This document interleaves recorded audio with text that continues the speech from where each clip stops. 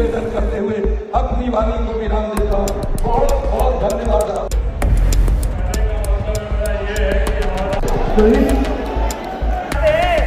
बिहार की दुर्गति चाहते हैं।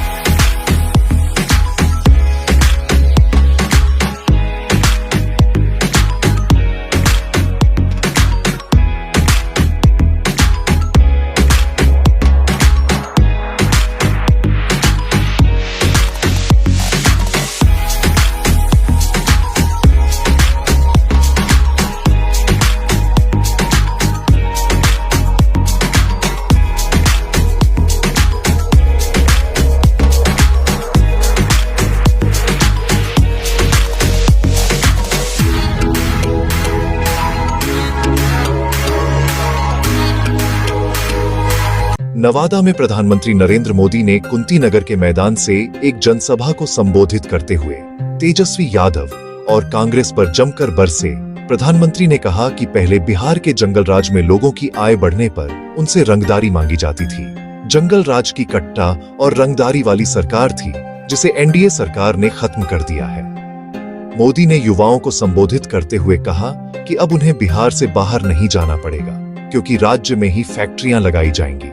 उन्होंने जंगल राज के सपने देखने वालों को आगाह किया और कहा कि उनके दादा परदादाओं ने जो सपना देखा था वह पूरा नहीं हुआ। प्रधानमंत्री ने बिजली संकट का जिक्र करते हुए कहा कि पहले बिहार में बिजली के तारों पर कपड़े सुखाए जाते थे, लेकिन अब हर घर में बिजली की रोशनी है। उन्होंने लोगों से अपने मोबाइल की लाइट जलाकर रोशनी वाले बिहार का नारा देने की अपील की, जिस पर भीड़ ने उत्साहपूर्वक प्रतिक्रिया दी।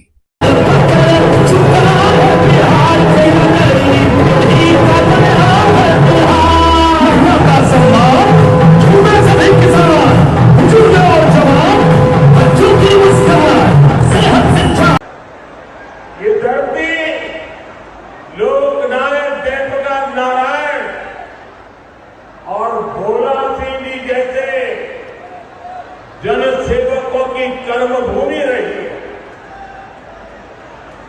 मगध की मिट्टी ने इतिहास में अनेक महान संतानों मां भारती को दी है। साथियों, मगध पुरातन भारत की शान है। अब हमें मगध को, बिहार को फिर वही पुराना गौरव लौटाना है। हमें इस क्षेत्र को फिर से वैश्विक ज्ञान विज्ञान का केंद्र बनाना है, विकसित बिहार बनाना है। इसलिए आज मैं एनडीए के सभी उम्मीदवारों के लिए आप सभी का आशीर्वाद मांगने आया और यहां जो मैं उत्साह देख रहा हूं, जो जोश से भरे हुए नौजवानों को देख रहा हूं,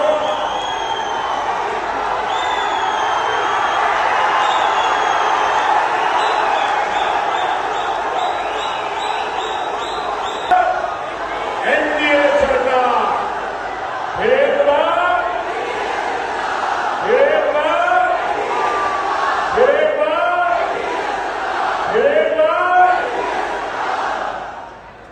बिहार में फिर से सुशासन सरकार। साथियों, जहां बहुत बड़े स्तर पर खेती किसानी होती है, अनेक परिवार पशुपालन से भी जुड़े हैं। आजादी के बाद की सरकारों ने छोटे किसानों के हितों को प्राथमिकता नहीं दी। इस वजह से छोटे किसान हमेशा संकटों से घिरे रहे। लेकिन ये मोदी है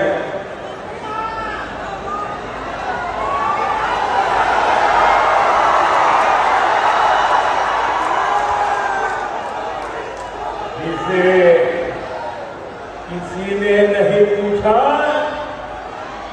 मोदी उन्हें पूजता है।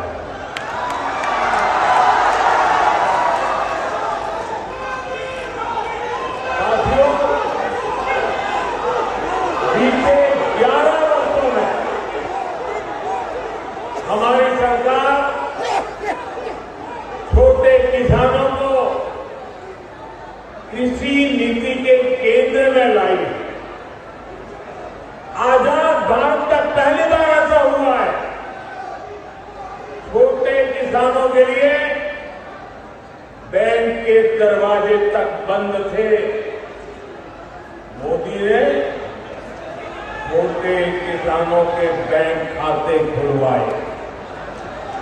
आज किसान के उसी बैंक खाते में पीएम किसान सम्मान निधि का पैसा जमा होता है। जहां बिहार के किसानों को अब तक करीब 30,000 करोड़ रुपए मिल चुके हैं।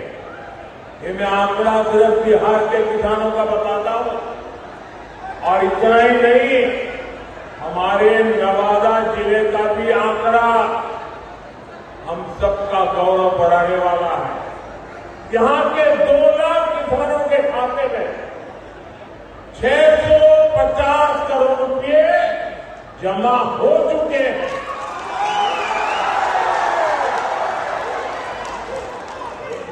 और मेरे भाइयों बहनों, याद रखिए, ये सारा का सारा पैसा बिना कमीशन और करप्शन के किसान के खाते में जमा हुआ है। अगर जंगल राज वाले होते, उनके साथी कांग्रेस वाले होते, तो आपके हक का ये सारा का सारा पैसा लूटकर अपनी तिजोरी भर लेते। और ये मैं नहीं कह रहा हूं, कांग्रेस के ही एक प्रधानमंत्री ने कहा था कि दिल्ली से 1 रुपया निकलता है तो गांव जाते जाते 15 पैसा हो जाता है। ये रास्ते में ये कौन सा पंजा था जो रुपये को 20 करके 15 पैसा बना देता था? साथियों, बिहार के लिए एनडीए का जो घोषणा पत्र आया है, उसमें तो किसानों और पशुपालकों को बड़ा उपहार मिला है। अभी किसानों को केंद्र सरकार, दिल्ली की सरकार पीएम किसान सम्मान निधि के 6,000 रुपये उनके खाते में जमा कर। अब बिहार एनडीए ने ये घोषणा की है कि यहां फिर से सरकार बनने के बाद भारत सरकार जो देती है उसके उपरांत 3,000 रुपये अतिरिक्त हमारे किसान साथियों को दे दिया जाएगा। साथियों, बिहार की इस मिट्टी ने आर्यभट्ट जैसे महान गणितज्ञ पैदा किए। बिहार की जनता का अंक गणित भी अच्छा है और सामान्य ज्ञान में भी उसका कोई मुकाबला नहीं। ये चारे वाले सोचते हैं कि बिहार की जनता को चढ़ा जाएंगे, जबकि उनकी रग रग की सच्चाई ये बिहार की जनता भली भांति जानती है।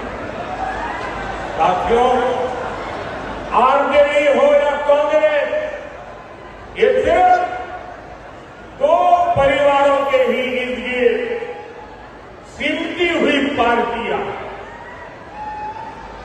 एक बिहार का सबसे भ्रष्ट परिवार, दूसरा देश का सबसे भ्रष्ट परिवार।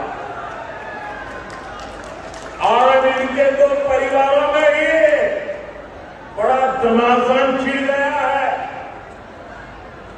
यहां एक जंगल राज के युवराज है, उन्हें लगता है कि कांग्रेस के युवराज की पदयात्रा ने उन्हें ही पैदल कर दिया। और सोचिए, जंगल राज के युवराज को पैदल तो किया ही, सीएम पद के नाम पर कांग्रेस ने हामी तक नहीं भरी। इसके बाद आरजेडी ने भी कांग्रेस को सबक सिखाने की ठान ली। फिर पूरे देश ने देखा है कि कैसे आरजेडी ने बिहार कांग्रेस के अध्यक्ष के खिलाफ ही अपना उम्मीदवार उतार दिया। साथियों, आजकल ये दोनों दल एक दूसरे के बाल नोचने में लगे। और तो खबर ये है कि हर बूथ पर कांग्रेस के लोगों ने आरजेडी को हराने की ठान ली। आप देखिएगा, 11 तारीख को दूसरे चरण का मतदान खत्म होते ही कांग्रेस आरजेडी एक दूसरे का क्या हाल करते हैं, माथे फोड़ना शुरू कर देंगे।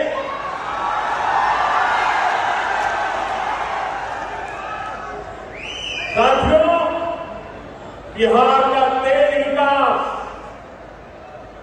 एकजुट एनडीए ही कर सकता है।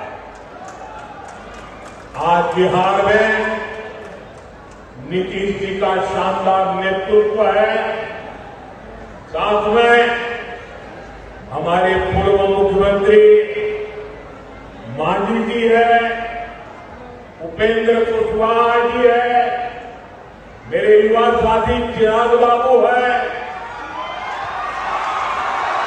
दिलीप जायसवाल जी है, सम्राट चौधरी है, विजय सिन्हा है। ऐसी एक सशक्त टीम हमारे पास। एनडीए सबको अवसर देता है, सबको सम्मान देता है, जबकि जंगल राज वालों के लिए सिर्फ और सिर्फ अपना परिवार सबसे ऊपर है। साथियों, जो पिछड़ा है वो हमारी प्राथमिकता है। एनडीए सरकार की कल्याणकारी योजनाओं में ये साफ साफ दिखता है। हर गरीब को पक्का घर मिले, ये मोदी का संकल्प है। हमारी सरकार ने गरीबों के लिए देश में 4 करोड़ से ज्यादा पक्के घर बनवाए। ये 4 करोड़ घर आंकड़ा छोटा नहीं है। यहां बिहार तक के 60 लाख परिवारों को पक्के घर मिले। ये घर किसको मिले हैं? इन घरों के लाभार्थी गरीब, दलित, महादलित, पिछड़े, अति पिछड़े परिवार के ही लोग हैं। साथियों, नल से जल हो, गैस कनेक्शन हो, शौचालय हो, बिजली कनेक्शन हो, इसका सबसे बड़ा लाभार्थी भी वंचित समाज ही है।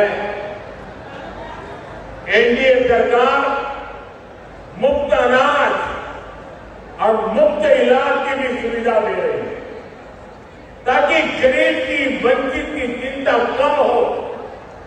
साथियों, यही तो सामाजिक न्याय की सच्ची परिभाषा है।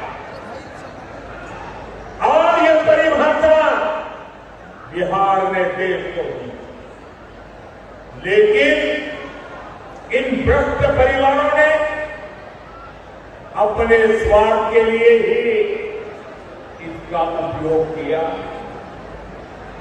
मैं बिहार एनडीए की टीम को बधाई दूंगा कि आपने सच्चे सामाजिक न्याय के संकल्प को लगातार मजबूती दी।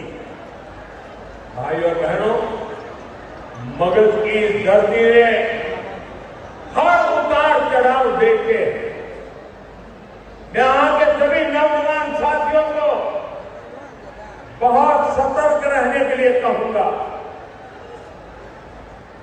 मेरे नौजवान साथियों, मेरी बात गौर से सुनिए और अपने परिवार के जो बड़े लोग हैं, जरा उनसे मेरी बात की चर्चा कीजिए।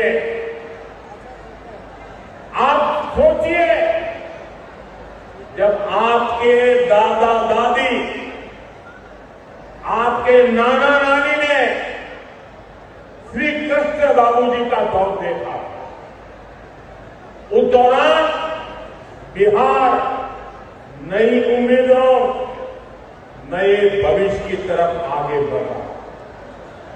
शिक्षण संस्थान बन रहे थे, छोटी बड़ी मिलें, फैक्ट्रियां लग रही थी, लेकिन अगली पीढ़ी, यानी आपके दादा दादी, नाना नानी के बाद वाली पीढ़ी, मतलब कि आपके माता पिता, वो वाली पीढ़ी, और जब आपके माता पिता वाली पीढ़ी उनके जिम्मेवारी का समय आया, तो जो आपके दादा दादी, नाना नानी ने जो देखा था, वो सारे सपने आपके माता पिता के आते आते चूर चूर हो गए, क्योंकि तब बिहार में जंगल राज ने पैर रख दिए।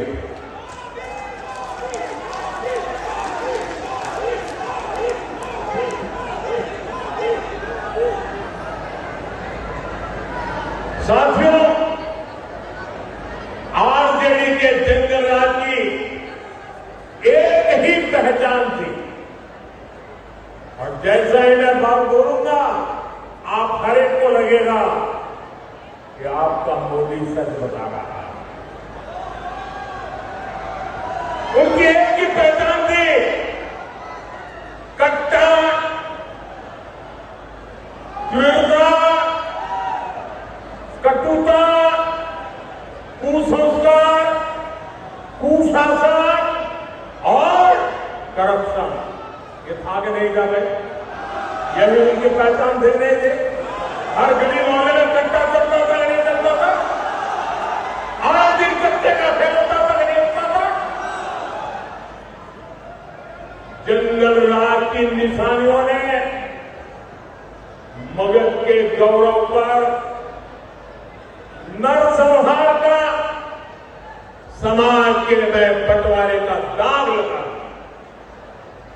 हालत तो ये थी, किसी कर्मचारी का वेतन बढ़ता था तो वो परेशान हो जाता था।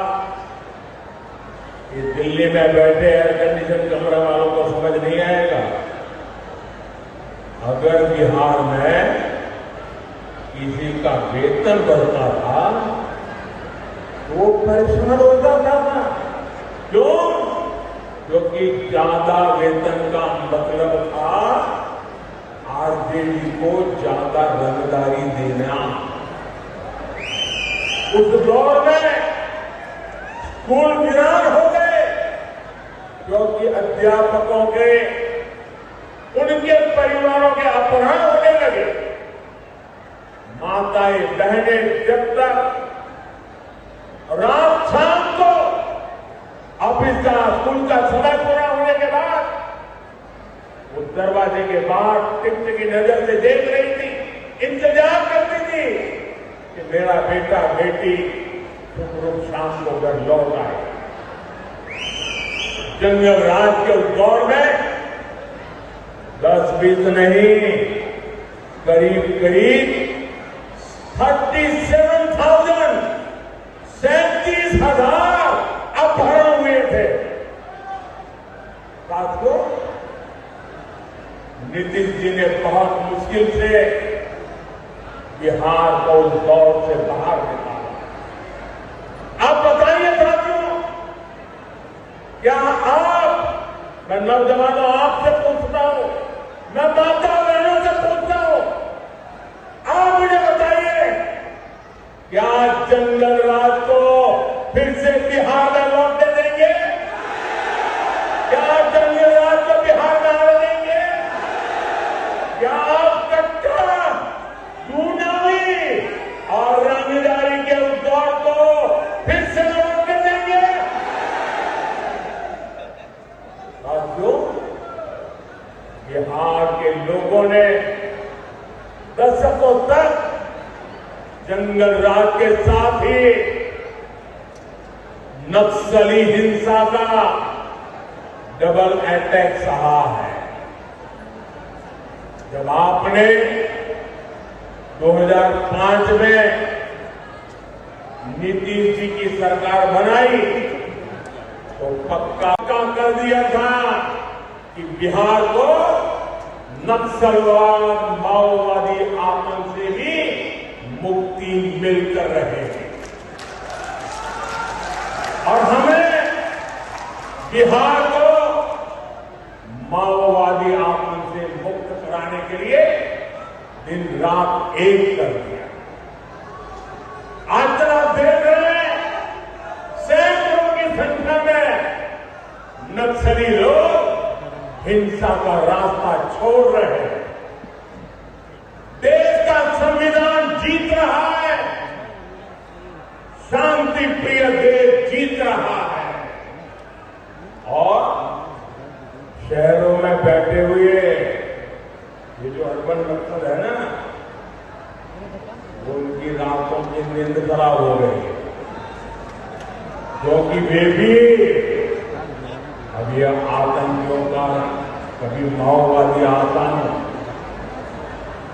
जो हाथ में हथियार लेके चलते थे, जब आज उनके हाथ में संविधान देखते हैं तो ये अर्बन नक्सलों की नींद उड़ जाती है।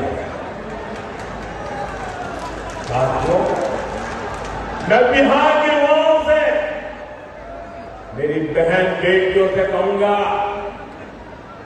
आपकी जिम्मेदारी बहुत बड़ी है। आप आरजेडी के लोगों का चुनाव प्रचार देखिए, उनके पांव पालने नहीं दिख रहे हैं। ये आरजेडी वाले अभी कैसी कैसी धमकियां दे रहे हैं चुनाव के मैदान में। रंगदारी के रंग से, माओवादी आतंक के लाल रंग से, मेरे भाइयों बहनों, हमें बिहार को बचाना है और ये हर नौजवान की जिम्मेदारी है, हर मां बहन की जिम्मेदारी है। साथियों, विकसित बिहार, विकसित भारत, ये हमारी प्राथमिकता है। एनडीए के सुशासन का फायदा आप हर तरफ अनुभव कर रहे हैं। 2005 से पहले बिहार में बिजली का भी हाल बेहाल था। बिजली के तार तो लगे थे, लेकिन लोग सोचते थे कि ये तो कपड़े सुखाने के लिए रस्सी लगी हुई है और बिहार में लोग ये बिजली के तार पर कपड़े सुखाते थे। वो हाल बना।